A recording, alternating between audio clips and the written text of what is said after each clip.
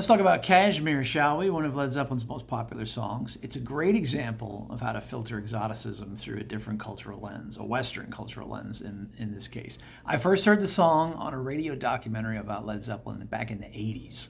It's completely unaware at the time of the existence of Physical Graffiti, the album it's from.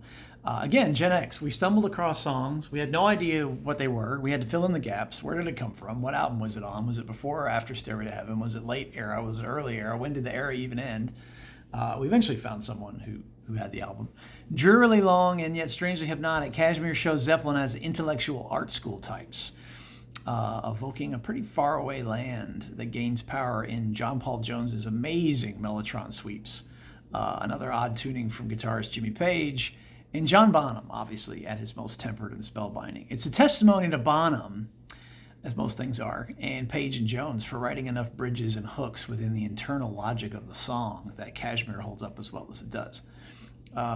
It's fun just to listen to Bonham play. Just find one of his isolated drum tracks. Listening to Bonham's work here, the actual composition of the drum track, along with Jones's, swirls and this menacing, all-encompassing drone that's throughout the whole song. It shows a true master at work. He's a drummer. He's got a bricklayer's touch, as we know. Uses a human touch. Sounds like a robot sometimes, especially on a song like this, in a good way. He never once wavers. The tempo, it's amazing. It seems that we were dealing with a superhuman. Always thought that, who had the ability to draw on unforeseen levels of beauty and grace. We always wonder where that kind of thing came from. Kashmir is a mature epic, one of the rare 7+ minute tracks that completely justifies its length. In fact, it only gets better as it goes on, I think. By the ending fade, even though the tempo hasn't changed at all, you feel like you've gone on a journey. It's really just kind of beginning. Maybe not to the region in India that Robert Plant is trying to describe, although his lyrics here are pretty elegant and respectful and evocative. But we didn't know anything about Kashmir at the time. We didn't know where it was. We thought it meant a sweater.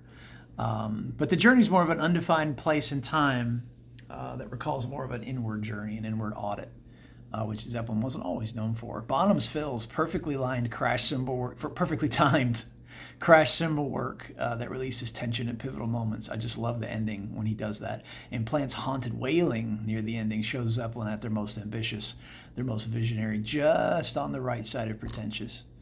Other heavy hard rock bands back in the 70s didn't have the stomach or the ambition, really, for that kind of soundscape. That's what made Zeppelin so much more interesting than Foghat.